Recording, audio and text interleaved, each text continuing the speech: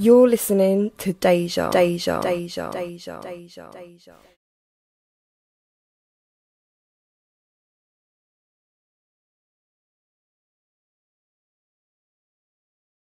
Welcome to another episode of the Open Match Show on Deja Vu. I'm your host, Mike T. Got Danny B with me. No Maria this week again because she's away, but she'll be back soon. Don't worry about that. Special guest in the building, none other than Mr. Jason Shotgun Young. How are you, sir? Yeah, you're all right. I'm good, brother. I'm good. Thanks for coming down to the studios. Yeah, thanks for having me. That's cool, man. We always wanted to get you on there, man. How's things? All good? Yeah. Things are going well at the minute. Yeah, pleased with how things are running. You know? Yeah. Stressful, but as always, just trying to survive. Yeah. Are you currently fighting now? No, I don't fight. I teach. Yeah. I train a couple of times a week now, and I'm just a body. So, like, if someone needs me to spar with, like, usually I'll try my best to be there as much as I can, just help people out. So, yeah, no, that's it. Cool. That's it. So why don't you fight no more? Because I've seen you fight and you've got a lot of skills. What happens? And you're still young. Yeah, and you're still young. Yeah. Goes with the surname, isn't it? Get it? What happens is, I started fighting when I was like, sort of like competing when I was about 17, and when you spend so long and you put everything, because I got the mentality of like, when I do something, I don't want to just be in and around it. I want to be at the top. Yeah. Mm-hmm. So when I started fighting, I thought that I enjoy this. You know, I want to see where I can go with it. Started winning fights and everything, and I'm like, you know what? Like, this is what I want to do. Yeah. And then I just push everything to the side, and not like without being too selfish, but you have to be at the same time. It's all about you at the end of the day. Yeah. So I literally just wouldn't stop until I got to where I wanted to go, and, you know, and I hit the goal that every you hit an amazing wants, goal, what everyone wants to sort of what these fighters are trying to achieve now. Yeah. So. What again? Like, where are you from? Local? I'm sure. Well, up till I was about 7, I used to live in Brockley. Yeah, I thought so. Yeah, and then I moved down to Abbey Wood. I lived there till I was about 16, 17. Yeah. Then I come back down to Lewisham. And now I'm living sort of like Sidcup area now. Yeah. So, yeah. So what sparked your wanting to go and fight, basically? Or was it something that your mum or your dad took you down? Yeah, you're doing judo tonight. Nah. You're doing karate. Like from a young age, like my dad's quite old. He's, what is he now? Probably 78, 79 years old now. And he had me around about 50 years old, so you've got to think a lot of his life's gone by then. At 50 years old, a little kid just running around going crazy, you know, like he's not got the time or energy. So from a young age, my next door neighbour was a kickboxing instructor. Wow. So I think I started kickboxing when I was about 6. Were they out in the garden beating pads and stuff? Yeah, all the time. He would take me 3 times a week when I was about 6 years old, doing kickboxing. I got trophies from when I was 6, 7, 8, 9. Wow. From back in the day, from just competing in events in and around England. So, so it's since then. And then, you know, when you get to like secondary school, you sort of like just lose interest and you was on the girls like then. Yeah, that side of life. You just lose interest totally. So I'm just like, and I wasn't even a fighter in school. I didn't used to start trouble. Even now, I'm not a person that starts trouble. Yeah. But I don't know, when I fight, something just clicks. Did you ever have to like show people in school, like, you know, like, don't mess with me, I've got this, I can do that? I can probably recall one fight me having in school. That's it. And what school did you go? Abbey Wood. Oh, okay. Yeah. So I was in Abbey Wood. So I went Abbey Wood school. I had a fight with one boy. I won that. But, is that going sure though? Yeah. But other than that, no. It was when I left school mainly. I started fighting. Not saying I hanged around with the wrong crowd. They were friends from school. But yeah, we used to get in trouble, just like loads of other groups. That's of what you all kids. did. Yeah, that's what you all do. Yeah. So, when I got out of school, 16, 17, 18, then I started having fights in the street and like had a few fights. Any of them? What? Just was you the have a go hero or? Nah, it was. I would never start the fights. Yeah. But I would never leave my friends to get beaten up. Of course, yeah. So, I used to have a few fights where there's been a few times where I've sparked a couple people out cold. Yeah. So who said to you one day, like, look, I want to bring you to this event or this organisation and I want to put you on.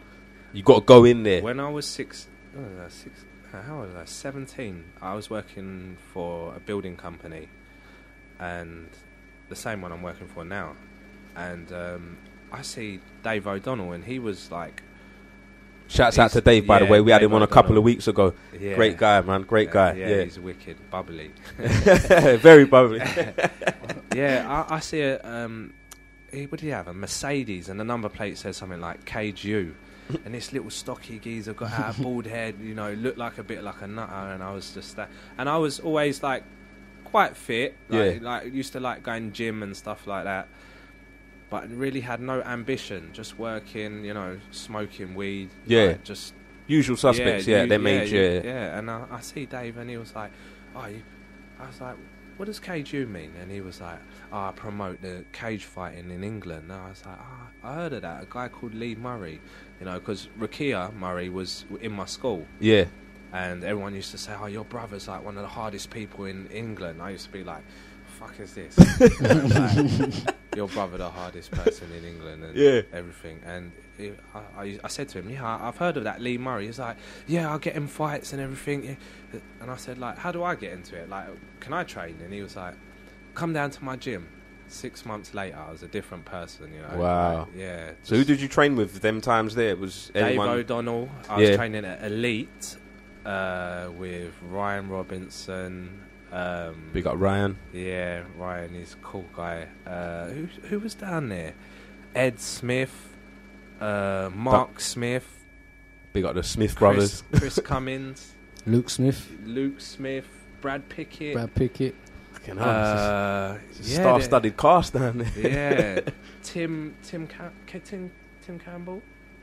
Yes. The Apprentice. The Apprentice. Oh, Tim, Yeah, Tim used to train down there. Yeah. Tim, there was... Attila. Yeah, Attila, crazy. Jermaine Facey, crazy. So many names to name down. So from there, that's when it all started. You was training with them lot, then Dave said, look, you're going to be fighting on this show, we're going to put you in. If I remember correctly, it was Portsmouth. Yeah. Was it? Portsmouth. Yeah. What it was is like, when you're doing it, when you first start, it's like you have no clue to what you're doing. You're rolling around on the floor and you're just grabbing people. Yeah. But after a while, you start picking up technique and obviously moves and that, and you start submitting people. And when you start submitting people that have been there a little while before you, and then you're thinking, hold on. Hang about, like... What, did I do that? Is he letting me do that? Or have I gone... Trust me, in Elite, they don't let you do it. Yeah, so if you do it... you've done it, yeah. Done it. Crazy. But then I just wanted to try a fight and see what it was like. Because I've never fought in front of people under that sort of atmosphere.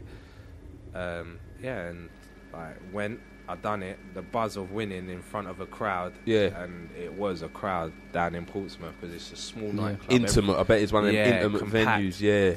But I had everyone behind me. It was the crowd were going mental. Was that K1 or MMA? This was MMA. MMA. Yeah. This was way back when. It was in a ring, people were smoking, so the whole thing was just... the crowd smoking and This was about 10 years ago. Yeah. So, it was different. I won that, and then after that, I just had the buzz. From that one win, just wanted to carry on fighting. Yeah. Did you feel like your skill set was superior to others from that one fight? Did that really instill that confidence in you to say, you know what, I can beat up anyone, bro? Like, I couldn't... How I used to think, is I'm going to hit him because I don't want to get hit. So that is exactly how it was. I'll come out, and in my earlier fights, I used to come out and just start punching, just bang, bang, bang, just going crazy. But, your stand-up's always been on point. Yeah. As long as I can remember. Yeah. Probably, like obviously, your kickboxing background from when you were young. Yeah, kickboxing, and then going to Thai boxing, and working with some great names and trainers and everything like that. I just love fighting. That's how it is, and it will always be in my blood. So as much as I work and everything and concentrate on making money and stuff like that, you still find me in the gym 2-3 nights a week. Yeah. You know, I can't stay away from it. Yeah, that's your passion. But, I keep it to myself, but I still got it. Like, do you feel still you peaked too soon though? Do you feel you peaked? Yeah, I do. I do think I peaked a little bit too soon. And what it came is that I felt in the end I was fighting and the need to survive. I was fighting for money. Yeah. And I lost the passion to love it. Well, I still loved fighting, but I just, at the end of the day, I gave up everything. I quit my job, and I quit my job having a newborn baby, a mortgage, and everything like that, and trying to survive at the top. Yeah. People think it's all like great up there, glamour and glitz. Yeah. If I really sat down, I could kill and crush so many people's dreams of it being at the top, and that's the honest truth. Yeah. Yeah. As much as people want to get there, unless you're like a Conor McGregor and you can sell yourself as doing an amazing job, man. Yeah. Like, then it's hard to make money. While we're quickly on that, McGregor or Mendes? Like I love Conor McGregor. Yeah. His attitude and the way he brings and the spotlight he's brought to the sport is phenomenal. Yeah, crazy, phenomenal, especially over here as well. Yeah. Like people that don't even know about the sport know about. They know Conor. Yeah, they know Conor. Yeah. But I think Mendes, and just through he's got his more wrestling. tools, wrestling. Yeah. Like his angles are just crazy as well. His striking is crazy. I think Mendes will win that fight. Yeah, definitely. And to be honest, this is a fight that should be before. Should have happened. Fight. Exactly. Yeah. It's the correct fight. I see it. He's saying that Jose Aldo is running scared, and he's not. That's scared. silly. That's silly. Silly. Aldo's a different type of animal, like, and obviously I can sort of know because I fought at that sort of level, so I know what the opponents are in front of you and how hard they hit and how good their wrestling is. And when I see Aldo running through those sort of people like it's nothing, then you're thinking, he's a different animal. Yeah, this guy is the real deal. Yeah. He's the real deal. But you was thrown in deep end with the straight deep end away, you know. Dustin Poirier. Yeah, you know, that was Conor's fifth fight Yeah, or something. yeah. You know, That was your first, wasn't it? that was my first. Yeah. You know, What a way to go in, man. Yeah. Jeez. So they threw me in at the deep end, and then he would just beat the number one contender for Jose Aldo, and that was, who was it? Josh Crispy was it at the time? Dustin just beat, and then so that was my first fight, and then they threw me another top 10 who had just come out of a fight with Chad Mendes, Michihiro Magawa, who's like an Olympian judo level guy, you know, and I was just like Olympian. Yeah. You've been in there with the. So it's the level from the domestic level to the UFC is crazy different. Crazy. So imagine we fast forward time, Yeah. and then we say, okay, we're going to call you up now. Yeah. We're going to call you to the Different UFC mentality. now. Exact. Different mentality. Like right now, back then I used to fight just orthodox. I can fight southpaw and orthodox. My mentality about fighting has changed, you know. It's almost like this time I've had off, I can understand. I understand fighting rather than just training all the time. I used to train for a fight. I never had a break. I was always training for a fight. Training constant. I never took a lot of time off to just say, sit back and go, right, let me learn. Yeah. I was learning as I was fighting. So Jason, you got signed to UFC in when? When was that? 2011. So you signed to UFC. What was that feeling like? How did it all come about? Did you get like an email, phone call? Who contacted you? It's giving you must me have thought it was goosebumps right now. I feel because I can goosebumps. tell you the exact thing what happened. What happened is I fought on a show that Dave O'Donnell got me on in Canada. Shouts out to Dave once again. And he got me on a show called The Reckoning, and it was the first legal show in Toronto. Okay. So there was a lot of media surrounding it. Yeah. So it was obviously hype already. Yeah. When I got, Dave was like, "Do you want to fight in a casino in Canada?" I'm like, "Yeah, of course." You know what I mean, definitely. Like, I didn't care. I'll fight for free that time. But So I went there. The arena held probably about 7,000 or 8,000, and because it was the first legal show, there was every bum in the seat, so it was packed. Packed, proper, yeah. The guy they put me up against, they did ask me to fight Chris Hordecki, who's now my friend, but Chris turned me down. He said it was too much of a hard fight for him to come back because he had just been dropped from the WEC. Okay. Which is like now joint merged with the UFC. Yeah. It's a great compliment to yourself, by the way. Yeah. So he said no, and then they come up with a Brazilian guy called George Brito. And I'm not sure if you can watch this fight online, but it's probably the best fight I've had to date.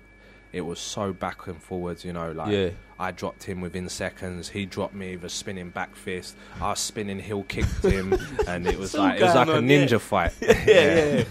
Blood everywhere, but that's your most favourite fight ever, then, basically. Yeah, anyone will tell you that's seen that fight. It's crazy, better than any of my UFC fights. So before that, no one knew who I was. No one knew who I was at all. At the press conference, I'm sitting there along a table, loads of media in front of me. Everyone else is getting answered questions and that, and I'm just sitting there like, someone going to ask me something. Passive, in the background. Do they know who I am? You want to ask me? This English boy, just come over here. But then after the show, I got fight of the night over UFC veterans, people like Jordan Main was on the card, who's really good. Who just fought Hector Lombard. What's his name? I've forgotten his name. Josh Burke, is it? Josh Burkman? Yeah. Come on, Dan, you should know this. Where's your piece of paper? It's gone. Where's your script? Well, anyway, yeah. So I got fight of the night. They give me extra money. After that, I was signing autographs. They was asking me when I can fight on their next show. Yeah. Everything. I got back to England, literally within days. I was working on a building site again. Like, there must be more to this in life than just coming back from fighting in front of thousands. And I've come back now, I'm on building site. I'm on the building site, plastering again. Yeah. So then I got home, and then James Walsh phoned me, who was my manager at the time. He was like, yeah, do you want to fight back in Canada? And I was like, yeah, go on then. Is it the same show? He was like, nah. He goes, I've just got a contract in front of me. And I was like, yeah, what show is it? He's like, the UFC. And I was like, no. And this time I was getting ready for bed. I'm sitting on the side of my bed. My girlfriend's in the bed, and I'm just going, nah. You pulling my leg. It's got to be a laugh. I was like, fuck off. Like, James, come on, man. Like, don't fuck around like this. Yeah. It's not even funny. Yeah, I'm on the verge of sacking you. Yeah. Yeah, I'm getting a new manager. And he was like, nah, dude, this is real. And I was like, I started shaking straight away. Like, I was shaking. I can imagine. My eyes filled up with tears because obviously, imagine like, I don't know, to someone who wants to play football. Football, yeah, that's their best team in the world. Coming for you, yeah, asking you to fight. And I was like, that's just crazy, like, to me. Surreal. I had goosebumps. Like, I had tears in my eyes. My girlfriend's like, what? What's the matter? Yeah. I said, I've just been signed to the UFC. Like, they got a contract here waiting for me, 5 fights. And then, like, literally, I went in the next day and quit my job. I didn't work after that for about 2 You just went in, boss, look, I'm out of here. See you, mate. Nah, they're really good. Yeah. They're really good. Nah, the company I was working for at the time, they used to sponsor me. They used to pay me, like, if I had an important fight coming up, they'll pay me, like, 4 weeks because I'm self-employed. Yeah. So if I said I need 4 weeks to go off and train, they'll pay me like I'm at work. Yeah. Just for them 4 weeks, and I'll be getting paid and just training. So they used to help me out a lot. Yeah. So I went in, I told them what the deal is. I've been signed, major organisation, the number one, the pinnacle. I said, this is what I want to do. Is there a job here for me if things don't work out? And they said, of course there is. So I went, and that's it. Just started my journey onto the next level. Yeah. So, yeah. That must have been a fantastic feeling, because obviously that's where everyone, if you fight, that's where you want to get to. That's exactly where everyone wants to get to, you know. And don't get me wrong, I'd love to be there. There's chance of making life-changing money, but then it's not all what everyone thinks it is as well. Yeah, it's a very cutthroat game. I would have thought so, because how did it work? Are you given like 5 fights or 6 fights? I was given, or is it 1 fight? How does it? I was contracted to 5 fights, and the UFC, they cut you when they want. if you're exciting, they'll keep you. They'll hold on to you, but you can't have too many losses in a row. Okay. So straight away, they gave me my first fight with Dustin, and I took it at like 8 weeks' notice. And I remember watching Dustin fight, and I was like, "Wow, this guy's good, man! He's smashing Josh Crispy like all over the show. This guy." And I remember sitting in my front room. Little did I know that I was going to be his next fight. Like, That I was must sitting be there. still to this day. You must be like a legend. You know, like at all the house parties, or you have a family do. Yeah. Like, Do you know you must what? be the main guy. Like, because I still get like loads of people like now, wherever I like, if I'm in Blue Water or if I'm in a builders merchants, they're like, Jace, you still fighting? Like, oh, there's Jason, he's fighting. Like, he's a fighter, and I still get a lot of respect because I created like a big name, and I like set and paved the way for a lot of people as well, just to show that you can be make done. It, That's what it was. You was one of them trendsetters, especially being from Southeast London as well. And you know, there's something for people to look up to and say, no, actually, it can be done because he's did it. He went to that school. He's from here. He trained there. I've trained over there. Like, so it's just about who you know, I guess. Yeah. But what was the levels like? You go in there.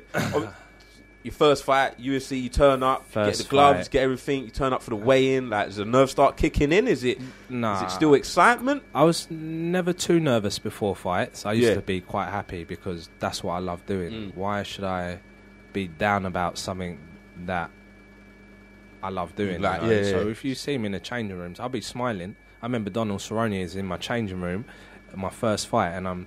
Cowboys, your first fight, the Cowboy, Cowboys in my changing room. Who else was me? Kenny Florian was in my changing room. And Donald Cerrone's walking around. I'm like, he looks so nervous, really nervous. Yeah. Like, a lot of people don't know that about him, but he's really nervous behind before he walks out to the fight. Yeah. He's very calm as well, didn't he? Yeah. And when I said, what's the matter? And he was like, I hate this, I hate this part. And I said, like, you can't wipe this smile off my face because all I have to do is think about how many people want to be in my position now. Yes, of course. Yeah. So, and after that, I just went out, and I never used to tell myself, "Oh, I'm gonna smash this dude," because you don't know what's gonna happen. It's a fight. Yeah. What I used to tell myself is, I'm gonna do everything I can to win this fight. Whether I'm gonna do the best of my ability, and if he beats me either because he's the better man or I just make a silly mistake. Yeah. Like, it's one or the other. I will put my...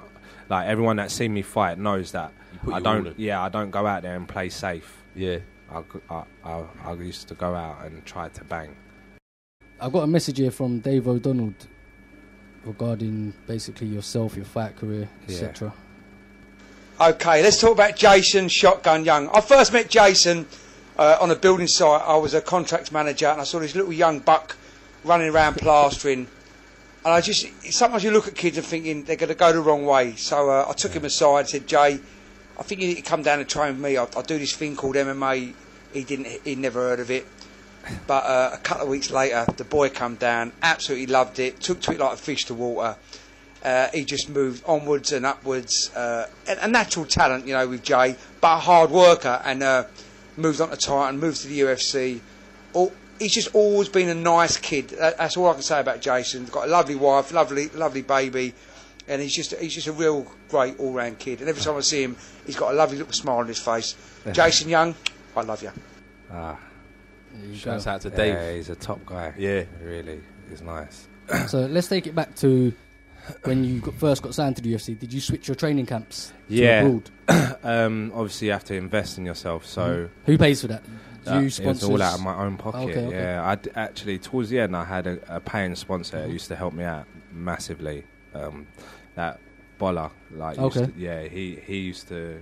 I think he got him. He was like an investor, sort of like just help me out and stuff like that. But it wasn't actually Boller himself. Yeah. But shouts to Boller, because without him, throughout the UFC, like, I couldn't have done a lot of things. So he used to help me out loads. Yeah. So what was the question again? It was training down. Where was it? American Top Team. Yeah. I switched over to American Top Team 12 weeks before the fight. I used to go over there, and it's not like a prison, but I used to stay in a hotel, and all I do is just like a machine, you know. Yeah. Eat, sleep, train. Eat, sleep, train. That's it. Like, Every day? Every day. Yeah. Without fail. And yeah, man, it was such an experience. I met some good friends, you know, and if I go over there, I've got probably places to stay, you know. Hector Lombard, I still talk to now. Wow. Still like one of my boys. Like I can message him if I say I'm coming over. You know, he'll probably put me up. As nutty as he is. Yeah, I probably wouldn't want to stay with him, but he's nuts. But yeah, he's a really nice person as well. Like, as much as he's crazy. If he likes you, you're in his good books. If he don't like you, then that's it. Yeah. So it's a problem. Yeah, it's a it's problem. a big problem. Yeah, No. he's crazy. So, if I you was also- to make a return Yeah, to the octagon, yeah. how do you look at the division now? 66 kilos. Do you look at anyone? It's Are you a fan stacked. of the sport? Yeah. I still like. I'm more of a fan of the sport now than I was when I was in it. Okay. So who wants to be training all day? Yeah, like every day, and then having to watch it as well. So now I don't train so much. I watch it a lot more often. So I keep my eye on the up and comers. You know, like Arnold Allen, who just got It's signed. been Sam. I sparred with him a few months ago. No, it was before Christmas. And when I sparred with him, I said, like, you're so talented. You're gonna. I said you're gonna make it, without a doubt. I cannot see you not making it. Yeah. And after Christmas, like a couple of months, well, it was a few weeks ago, wasn't it? Yeah. He got signed. You're like the oracle then. Yeah. Like, I guess if anyone would know, you would know. 'Cause you've been there. So. Yeah, I know how talented. If I spar with someone and I see something and I say, you're going to make it, there's another boy, Luis Gonzalez. Brazilian kid. No, Portuguese? Colombian. Okay. He's at Titan. Yeah. He's 5-0 now. It's another kid. Yeah. If he carries on the way he is, he's going to get signed. I think I see him fight at BC MMA. A couple of weeks back. Yeah. He's decent. He's Very good ground game, stand up, orthodox, southpaw. The way he moves is crazy. You know, I know so much amazing talents. There's like the Whelan brothers. Yeah, Luke. Jamie's he's a stand-up fighter. Stand-up fighters. Jamie's ranked like number 1, and Luke's ranked number 2, and amazing stand-up fighters. So what gym are you at now, Jason? I teach at Team Titan. Okay. Which is where Brad Pickett's from. Me, you know, Jake Boswick, a lot of good fighters. Marcus. Marcus. Yeah. Shouts out to Marcus, by the way. I see you, cuzzy. And then I'm at Double K's with some amazing talent as well. You know, you got the Whelan brothers, who are they're like my little brothers. You know, like, I really look out for them as well. Jamie's ranked like number 1 at 61. Luke, I don't think he's number 2. He's in the top 10. Luke Whelan in the 70 kilos. Yeah. Crazy talent down there. Charlie Peters. Bloody hell. If I could just name names and and just keep going. But yeah, that's Kieran Keddle's gym at Double K's. That's where my stand-up was always kept. Yeah. It's good that you go back to these places, or you're I'm just a body people for them. Yeah, or that. But honestly, if I'm paying for a class and I come in and I see you, I'm like, right, but he's been there though, bruv. Like, so, like, I'm in the right place, so it's gonna inspire me more to train harder because I can see you. You're here. It's a real figure. Yeah. No, that's what a lot of people look for. You don't want to go to a gym and they've had no fighters or no one's really come out of there. You know, you want to go there and it be established. And see the talent in there. So yeah. It's good. We've got to wrap this up. Anyway. Yeah, we've got to wrap this up, unfortunately, and there's so much more I want to ask you. So we'll get back for part 2. Yeah, we'll get a part 2, gang. Definitely, real soon. 100%. Jason, thanks for coming in. No problem. Honestly, it means Thanks a lot. for And having me. Cheers, I believe it's a happy belated birthday, isn't it? Oh yeah, Sunday was my birthday. Yeah, mine was on Monday, so we're like them happy Cancerian birthday. brothers. That's Yeah. it. Hey, this is another episode of the Open Match Show on Deja Vu, and we're gone. Nice.